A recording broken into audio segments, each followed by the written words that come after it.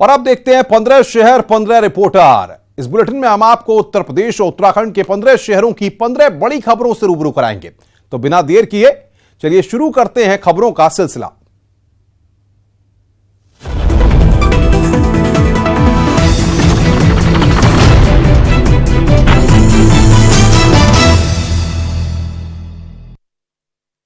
सुराग दर सुराग कड़ियां जोड़कर यूपी पुलिस ने किया साजिश का खुलासा और गुजरात एटीएस ने की कमलेश के हत्यारोपियों की गिरफ्तारी।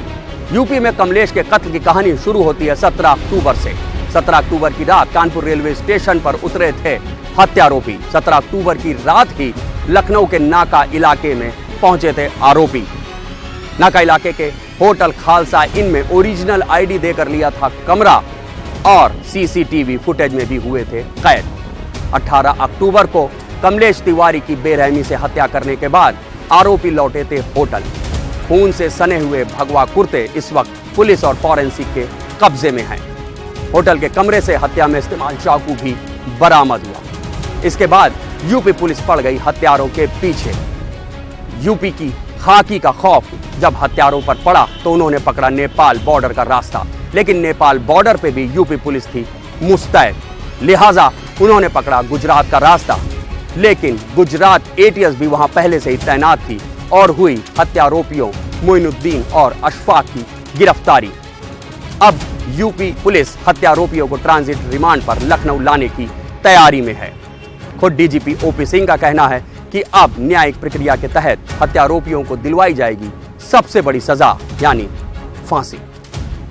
कैमरामैन मनोज शाही के साथ ऋषभ त्रिपाठी, न्यूज़ 18। काशी में मोक्षदायिनी मां गंगा की सेहत की जांच आज से शुरू हो गई है। National mission for clean Ganga की टीम यहां पहुंच गई है और आज से 3 दिन तक यहां रुककर विभिन्न घाटों पर वो मां गंगा की सेहत की जांच करेगी। जांच के करीब 1 दर्जन से ज़्यादा बिंदु हैं जिस पर गंगा की अविरलता निर्मलता के साथ साथ और सारे कई बिंदुओं पर जाँच चलेगी। इसको लेकर टीम कई सारे उपकरण भी अपने साथ लेकर आई है। उन आधुनिक उपकरणों से गंगा की जाँच की जाएगी। साथ ही साथ ये भी चेक किया जाएगा कि जो बनारस में एसटीपी बनी है उसके बाद बनने के बाद गंगा की सेहत में कितना सुधार आया है, अभी भी कितने एमएलडी सीवर गिर रहा है और अभी भी गंगा की स्थिति क्या बनी हुई है। इसके साथ ही साथ टीम ये भी देखेगी कि कौन से प्रयास किए गए हैं और अभी कौन से प्रयास बाकी है जिसके होने के बाद गंगा की निर्मलता और विरलता बरकरार रख सके। फिलहाल जो टीम आई हुई है वो बनारस के लगभग सभी घाटों पर जाएगी। उसके साथ साथ जो गंगा से सहायक नदियां हैं उनकी भी जांच करेगी और जांच के बाद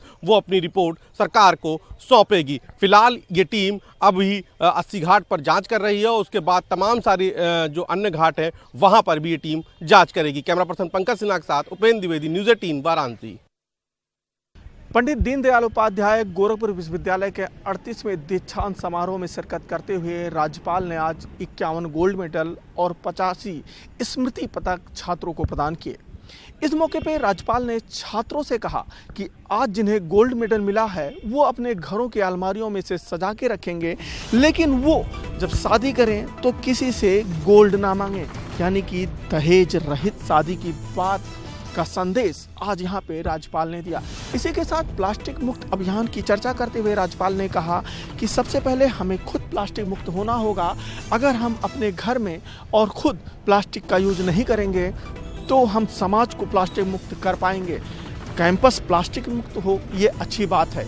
इसी के साथ राज्यपाल ने शौचालय निर्माण की बात की और पेयजल को बचाने का भी आह्वान राज्यपाल ने छात्रों से किया। इस मौके पे कुलाधिपति ने गोरखपुर विश्वविद्यालय में कई सौगातें भी दी, जिसमें एक छात्रावास का शिलान्यास किया, एक कंप्यूटर सेंटर का शिलान्यास किया।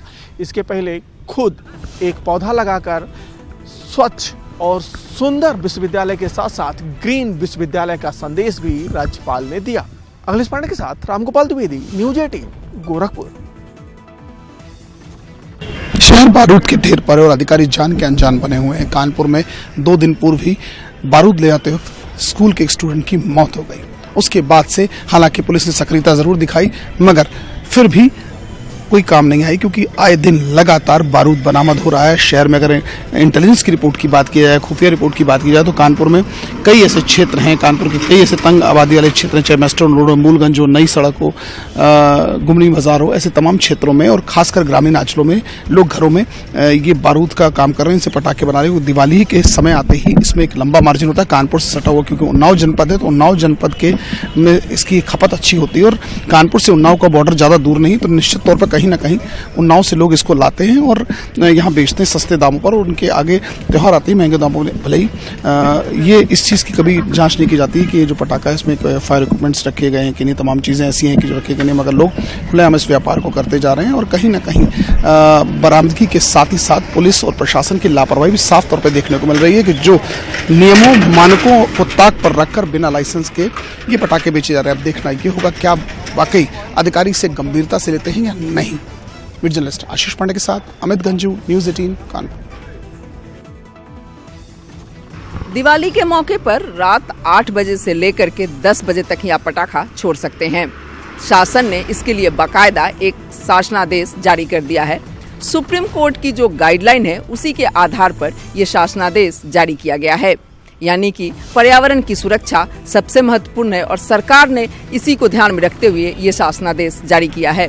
जो गाइडलाइन जारी की गई है उसमें साथ ही साथ ये भी कहा गया है कि 10 बजे के बाद जिस क्षेत्र में पटाखे छोड़े जाएंगे उस क्षेत्र का SHO जिम्मेदार होगा, यानी किसी पे जिम्मेदारी भी फिक्स की गई है कि कैसे इसको रोका जाए, पटाखा जो ज्यादा मात्रा में पॉल्यूशन न हो। इसके लिए उस क्षेत्र के SHO को भी जिम्मेदार ठहराया जाएगा अगर उस क्षेत्र में ज्यादा पटाखा छोड़ा जाता है 10 बजे के बाद, यानी कि ज्यादा का मतलब 10 बजे के बाद, क्योंकि जो गाइडलाइन है उसमें लड़ियों वाले पटाखे का भी जिक्र है कि वो पटाखे न छोड़े जाए, यानी कि मात्रा भी कम हो। और साथ ही साथ उसमें ये भी उस गाइडलाइन में है कि एक जो क्षेत्र हो जहाँ पे पटाखे बेचे जाए वो एक हर जगह पे, हर जिलों में, प्रदेश स्तर पे इसको ये किया गया है कि हर जिले में एक जगह निर्धारित की जाए और वहीं पे पटाखे बेचे जाए, कहीं भी अन्यत्र पटाखा न मिले। ऑनलाइन शॉपिंग की भी बात की गई है उस गाइडलाइन में कि ऑनलाइन शॉपिंग पटाखे की न करें क्योंकि वो वहाँ भी प्रतिबंधित है। तो इस तरह से गाइडलाइन जारी की गई है कि किस तरह से पर्यावरण की सुरक्षा की जाए और किस तरह से संतुलित रूप से दिवाली मनाई जाए, जो जश्न की तरह हो, जो अच्छी लगे और जो सबके लिए खुशनुमा माहौल लाए, जिससे पर्यावरण भी सुरक्षित रह सके। कैमरामैन गुलजार खान के साथ रंजना, न्यूज़ 18 लखनऊ। नोएडा में उस समय एक बड़ा और दर्दनाक हादसा होने से बच गया जब चलती बस में आग लग गई। हालांकि समय रहते सारी सवारियों को नीचे उतार लिया गया, लेकिन बस पूरी तरह से जलकर राख हो चुकी थी। आप तस्वीरों में देख सकते हैं कि किस तरह से चलती हुई बस में आग लग गई है और आग की बड़ी बड़ी लपटों ने पूरी बस को जलाकर राख कर दिया है। उस समय बस में करीब कई सवारियां मौजूद थी जिनको समय रहते उतार लिया गया है। दमकल की गाड़ियां जब तक मौके पर पहुंचती जब तक बस पूरी तरह से जलकर राख हो चुकी थी। अभी दमकल कर्मी मामले की जांच कर रहे हैं कि आखिर बस में आग किस वजह से लगी, लेकिन सबसे राहत भरी बात यही है कि समय रहते सारी सवारियों को उतार लिया गया था जिससे कोई भी कैजुअल्टी नहीं हो सकी। हालांकि बस में आग लगने के बाद चलते हुई सड़क पर जाम लग गया और लोगों को परेशानी का सामना भी करना पड़ा। कैमरा पर्सन कुलदीप के साथ कुणाल जायसवाल, न्यूज़ 18 उत्तर प्रदेश, नोएडा। खाद्य पदार्थों की निःशुल्क जांच। त्योहारों के मौसम में मिलावटखोर आपकी जिंदगी में जहर घोलने पर आमादा है। खाद्य विभाग कार्रवाई तो करता है लेकिन वो ऊंट के मुंह में जीरा ही साबित होता है। ऐसे में मेरठ के DN कॉलेज ने एक सराहनीय पहल की है। यहां पर खाद्य पदार्थों की जांच के लिए एक निःशुल्क केंद्र खोला गया है जहां दूध, दही, पनीर आदि खाद्य पदार्थों की जांच की जाती है, मसालों की भी जांच की जाती है और विद इन नो टाइम ये मालूम हो जाता है कि जो खाद्य पदार्थ यहाँ लाया गया है वो खाने लायक है या नहीं है। विभिन्न खाद्य पदार्थों की जांच की गई। आप ये देखिए, ये हल्दी की जांच की गई और जो हल्दी प्योर है उसका रंग पीला है और इसमें कुछ नहीं किया गया है, सिर्फ पानी मिलाया गया है, कुछ केमिकल मिलाए गए हैं और उसके बाद विद इन नो टाइम ये मालूम हो पाया है कि हल्दी का रंग अगर लाल हो जाए तो समझिए उसमें मिलावट की गई है और ये आपकी सेहत के लिए बेहद ही हानिकारक है। जो असली हल्दी है उसका रंग पीला है और जो मिलावटी हल्दी है उसका रंग लाल है। ये आप एक आइटम देख सकते हैं, ये हल्दी की टेस्ट, यहाँ हल्दी भी रखी हुई है और ये देखिए मिर्च की भी टेस्टिंग यहाँ पर की गई है और इसमें देखिए कि ये लाल हो गया है। ये लाल नहीं होना चाहिए। जितनी भी मिर्च है अगर वो नीचे बैठ जाती है तो समझिए लाल मिर्च सही है, और अगर उसका रंग लाल हो जाता है दैट मीन्स इसमें मिलावट की गई है। इसमें हो सकता है कि ईंट का चूरा भी मिलाया गया हो। टीवी में जो न्यूज़ आती हैं उनके माध्यम से देखते थे कि जगह जगह छापे पड़े हुए हैं, लोग बीमार हो रहे हैं, जगह जगह रिपोर्ट होती थी कि भाई कुछ मिलावटें बहुत सारी होती हैं दूध में, घी में, मसालों में। तो फिर हमारे मन में आया कि हमारे यहाँ चूँकि बहुत सारे स्टूडेंट पढ़ते हैं और केमिस्ट्री डिपार्टमेंट हमारे यहाँ पुराना रिसर्च सेंटर है, बहुत अच्छा रिसर्च सेंटर ये हमारा डीसी यूनिवर्सिटी का नहीं बल्कि प्रदेश का रहा है। तो हम लोगों ने, हमारे साथियों ने बैठ के विचार किया कि क्यों ना हम एक ऐसी लैब डेवलप करें कि जिससे हम अपने बच्चों के माध्यम से और इस समाज को जागृत करें कि आप खुद जागरूक हों, इन सामान्य विधियों को आप खुद भी सीखें, जांचें और अपने किचन में भी ऐसी ही एक किट रख लें ताकि खाद्य पदार्थों की जांच आप भी आसानी से कर सकें। कैमरा पर्सन अभिषेक शर्मा के साथ उमेश श्रीवास्तव, न्यूज़ 18 मेरठ। ये दिवाली कुम्हारों वाली, जी हाँ, दीपावली का पावन पर्व आने को है। ऐसे में मिट्टी से बने सामान की मार्केट में डिमांड जरूरत से ज्यादा बढ़ जाती है, जिसका सीधा सीधा फायदा कुम्हारों के व्यापार को मिलता है। पूरा साल सुनसान रहने वाला कुम्हारों का व्यापार इन दिनों में भरपूर फलता और फूलता है। आपको बता दें, दिवाली के समय पर चाहे वो डेकोरेशन का सामान हो, चाहे वो दिए हो, चाहे वो कुल्हड़ हो, चाहे वो करवे हो, इन सभी सामानों की डिमांड मार्केट में बढ़ जाती है, जिसका सीधा सीधा फायदा कुम्हारों को मिलता है। वहीं दूसरी ओर खुद केंद्र और प्रदेश सरकार ने जिस तरीके से पॉलिथीन बैन की है, उसके बाद से कुल्हड़ों का चलन भी बहुत ज्यादा बढ़ गया है, जिसका सीधा सीधा फायदा कुम्हारों को ही मिलता है। त्योहार है, बउओं के लिए लेने आई हूँ। दिवाली पे आप लोग दिए कहाँ से लेते हैं? इनसे ही लेते हैं, इन भंजी से। हम तो हर त्योहार पे इनसे लेते हैं, मिट्टी के दिए भी, करवे भी, पितरों के कलश भी। हमारा काम बाजार में तो चाइनीज ये भी आते हैं, वो क्यों नहीं लेते हैं? बेटा देखो, चाइनीज में पैसे ज्यादा लगते हैं, चीज वही है, अरे अपना सुगंध तो करना है, पैसे की बात है ये तो बेटा, सोच ले होते हैं। ये देसी दियों में ज्यादा फायदा है या इन दियों का फायदा है? पैसे का फायदा है बेटा, पैसे फूकने वाली बात है, वही पूजा इसमें होगी, वही उसमें होती है। तो ये कहना बिल्कुल गलत नहीं होगा कि ये दिवाली कुम्हारों वाली। कैमरा पर्सन शिवम के साथ अमित राणा, न्यूज़ 18 उत्तर प्रदेश।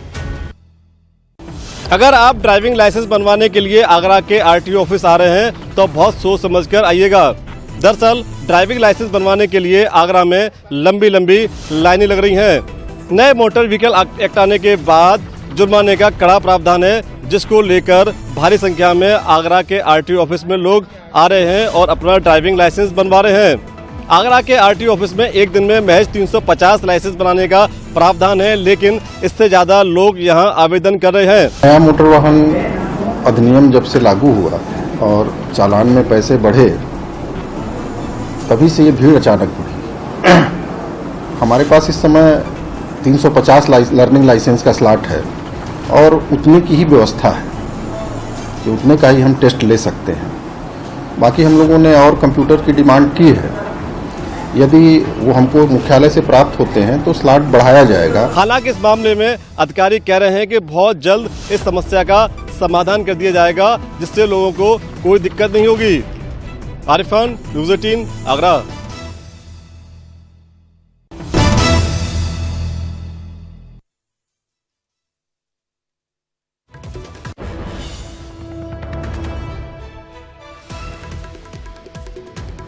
कमलेश की पत्नी को 15 लाख की मदद का ऐलान किया गया है। परिवार को सीतापुर में आवास दिया जाएगा।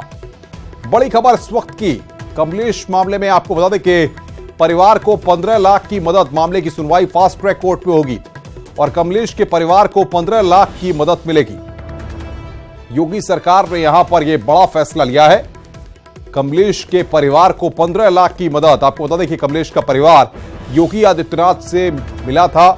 उनकी पत्नी, उनकी माताजी और परिवार के अन्य सदस्यों ने योगी आदित्यनाथ से मुलाकात की थी और बाकायदा अपनी मांगों को रखा था। उसके बाद यहां पर सरकार ने अब यह बड़ा फैसला लिया है। कमलेश के परिवार को 15 लाख मदद मिलेगी। योगी सरकार का बड़ा फैसला यहां पर। कमलेश की पत्नी को 15 लाख की मदद का ऐलान किया गया है।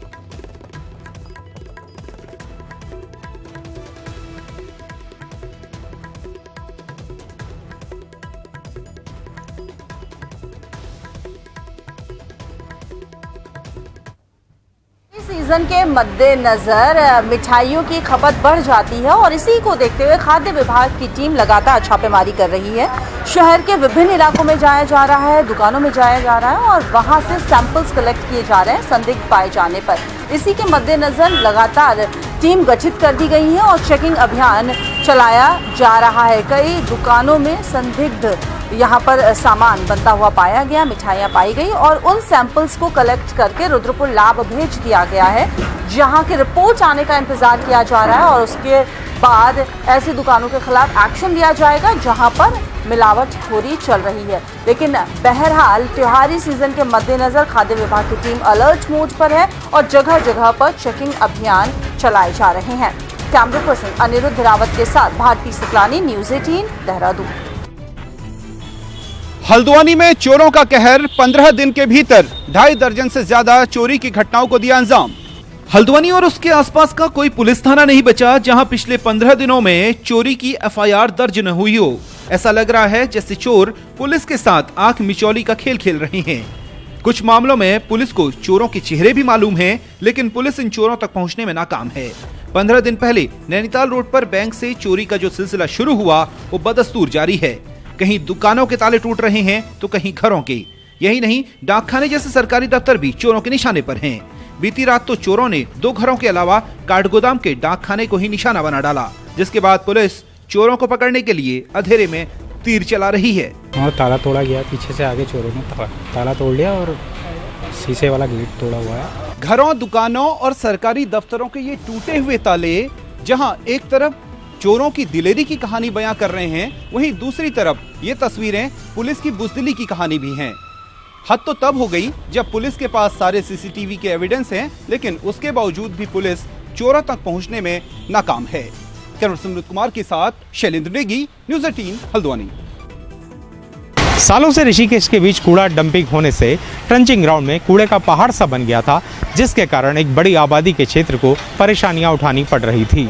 नगर निगम ऋषिकेश ने सरकार से गुहार लगाते हुए ट्रंचिंग ग्राउंड से कूड़े को शिफ्ट करने की मांग की है, जिस पर जल्द ही सरकार ने फैसला लेने जा रही है और फैसला लेते हुए ऋषिकेश का जो कूड़ा है वो हरिद्वार के कूड़ा निस्तारण केंद्र जाएगा और वहां जाके इसका निस्तारण होगा। ऋषिकेश की मेयर ने नगर विकास सचिव से मुलाकात करके इस संदर्भ में बात की, जिस पर विभाग राजी हो गया है और हरिद्वार नगर निगम को आदेश दिए हैं कि जल्द ही जो ये कूड़ा ऋषिकेश का है इसको हरिद्वार शिफ्ट किया जाए। तो कचरा नाम की चीज़ तो खैर वहाँ पे रहेगी नहीं, लेकिन एक नाम सुनने में ही जब कचरा लगता है तो सभी के दिमाग में, जहन में ये बात आती है कि पता नहीं ऋषिकेश जैसी स्थिति ना हो जाए यहाँ पे। जिस तरह से 40 वर्षों से ऋषिकेश में शुरुआत हुई थी और आज वो पहाड़ बन गया, तो उस चीज़ से थोड़ा सा लोग को संतुष्ट करने वाली बात है। तो काफ़ी हद तक उनको समझा दिया, तो सारे लोग समझ रहे हैं इस बात को। ऐसे कहीं पे कोई दिक्कत नहीं आएगी। जल्दी मुझे लग रहा है कि 8-9 महीने के भीतर हमारे उसके भी सुगत परिणाम होंगे और भूमि हस्तांतरण हो जाएगी नगर निगम के नाम में। उसके बाद हमारे अपने आप कचरे को डंपिंग करने, वो निस्तारण करने के लिए एक जगह हमारे पास उपलब्ध हो जाएगी। पर्यटन नगरी ऋषिकेश में ट्रंचिंग ग्राउंड शहर के बीच होने से यहाँ की आबो हवा के साथ साथ आने वाले यात्रियों और स्थानीय लोगों को भी एक मुसीबत का सामना करना पड़ रहा था, जिस पर अब रोक निकलने जा रही है, जिससे लोगों में खुशी है और जल्द ही यहाँ का जो कूड़ा है वो हरिद्वार शिफ्ट किया जाएगा। ऋषिकेश से आशीष डोभाल, न्यूज़ 18।